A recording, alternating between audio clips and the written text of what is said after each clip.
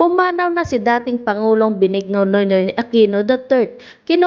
Kinumpirma ng isang membro ng pamilya Aquino na tumangging magpakilala ang pagpanaw ni Pinoy ngayong Huwebes ng umaga, June 24.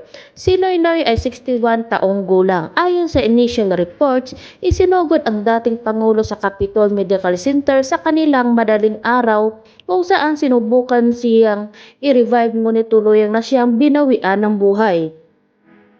Nitong mga nakalipas na taon ay tinamaan ng iba't ibang sakit si Pinoy. Sumailalim siya sa dialysis at operasyon sa kanyang puso. Habang sinusulat ito ay wala pang opisyal na pahayag mula sa pamilya Aquino.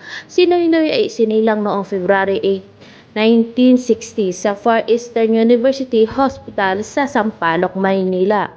Siya ang nag-iisang lalaki sa 5 anak nina dating Senador Benigno Ninoy Aquino Jr. at dating Pangulong Corazon Cory Aquino na pareho na ring yumao.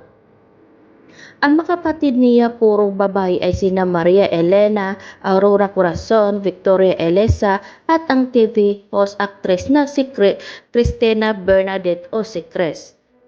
Si Noynoy ang ika-15 presidente ng Pilipinas. Nahalal siya noong 2010 at nanungkulang hanggang 2016.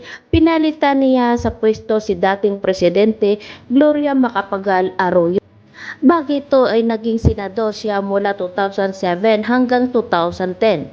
Nanilbihan din siya bilang kongresista ng ika-2 distrito ng Tarlac mula 1998 hanggang 2007. Naging deputy speaker siya mula 2004 hanggang 2006. Nanatiling binata si Noynoy hanggang sa kanyang kamatayan.